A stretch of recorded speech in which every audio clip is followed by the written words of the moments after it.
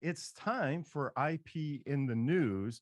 And Elizabeth, who is our IP in the news this week? Well, Ford Motor Company, change your name to Big Brother because this is an article by Becky Sullivan and it was on npr.org. And the title is A New Ford Patent Imagines a Future in Which Self-Driving Cars Repossess Themselves. So you don't pay your car payment, boom, it's going back. I guess that's just the natural thing. If the car can drive itself, why do you have to hire a repo man, right? So, but some of the stuff that they put in the patent is just absolutely hilarious. Like, if the value of the car is not so good, it can drive itself to a junkyard. Oh my God. Has said it just because it patented all this stuff, it doesn't mean it's actually going to do it. No, never. I mean, come on, give me a break. Of course they're going to do that. Disable the air conditioner or use the audio system to play something obnoxious. I think tortured somebody with Baby Shark somewhere. What's Baby Shark? So that's a new one. So if you don't make your car payments, you get cold in the winter and you get hot in the summer, and it just makes the car undrivable. So how many different ways can they torture us? Anyway, this is the Ford Motor Company. Well, a self-driving car, but I'm kind of second thoughts now. I don't blame you. It's not so much this patent, because after all, we do make our car payments. But the problem is they're putting all this weird technology in there that you really can't control. So who knows what else they're going to put in there, right? So, and maybe if the police find out that you've committed a crime, they're going to drive you to the police station, right? So you would have your options are limited, right? What if it's a choice between either somebody you hit could die or you could die in the car? What does it do? Just like, okay, how old is this one? How old is that one? What's their earning potential? Yeah, right. That's the old, if the car is headed toward a bus full of school children, who gets saved, you or the kids, right? So anyway, I don't think, well, I don't know. Anyway, I think it's time to move to our guests and see what they have to say. So Frederick, welcome to the show. So good to see you. What are your thoughts on all this? And I have been in, years ago, I was in the car business where we had a kind of a self turn off. So it's nothing new. The technology, the way they're trying to do it is new. The problem is, what if they lock the car and repo the car when there's a baby in the back seat?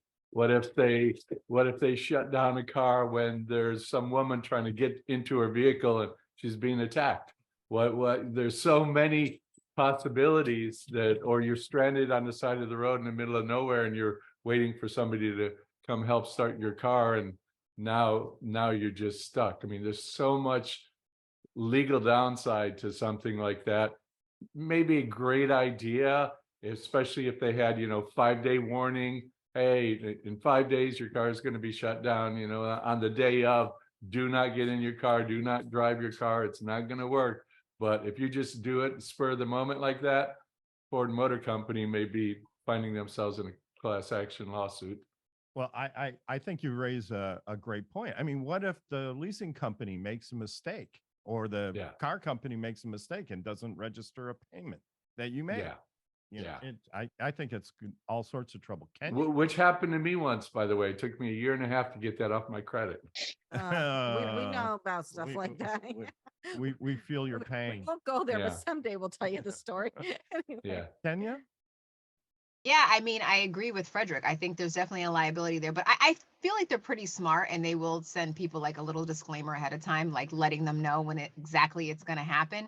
What's interesting, though, is that they're creating this for a reason, right? And I wonder, like, do they see that there's going to be a high probability of repos in, the near future? And if this is just a way for them to not just offset costs, but like foresee like kind of where things are economically and what we're currently all forecasting. So they're and hope not to go through, by the way. They're doomer and gloomers, huh? You think that they're expecting that people are going to start defaulting on their car payments? Potentially. Yeah. Potentially. Well, I mean, they can be tougher if they can automatically repossess your car, because that's probably cheaper to do that than hire a repo agency that they have to pay. and then the guy has to find the car. And so if they can just drive it away, then that's, less expense for them. So maybe they'll be less lenient on late payments. Anyway, yeah. Cliff, what are your thoughts? I mean, what are we trying to accomplish?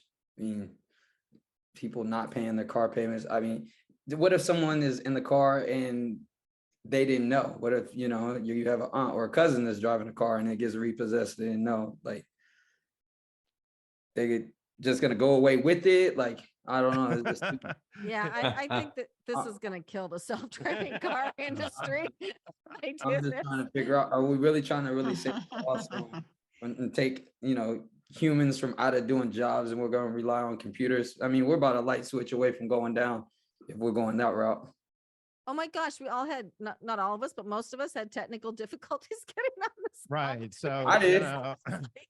there's no guarantees. Lives to get to technology. Yeah. Right. I remember I was in court once, and there was somebody ahead of me who had a traffic ticket, and it was his third time being caught traveling 130 miles an hour down the highway in the middle of the night. And the guy said, look, if you take away my license, I'm not going to be able to get to work. I'm not going to be able to pay the rent.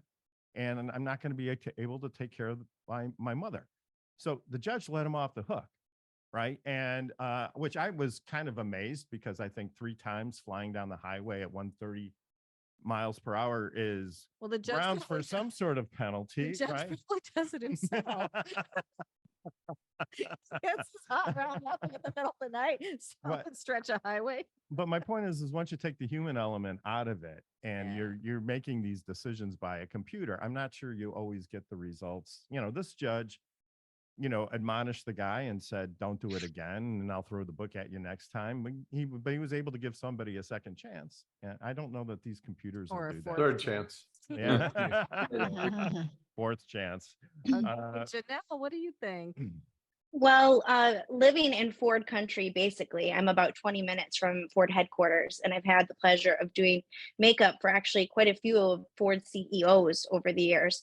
I'll make sure what I'm saying is very carefully and well thought out. But being a mother of 2, one on the way, I'm 8 months pregnant right now as we speak. I'm kind of a control freak, and I'm definitely a control freak when it comes to being behind the wheel. And maybe I'm a little old school in the fact that I want to drive my own car still. I know that this is the future, and I know this is the way of the world, but I don't even let certain people drive my children. It's a very choice view. So am I going to put my family's life in the hands of a computer? At some point I probably will have to, but as long as I can hold out, I probably will be doing so. Yeah. I can't disagree. I love to drive. Right. I enjoy it. And to me, it's a good experience. I'm a careful driver. They cite safety statistics, right? But who knows? We don't know. We what don't know where the future holds. future's going. We'll So, see. I'm sure the CEO of Ford doesn't even know this patent exists, by the way. So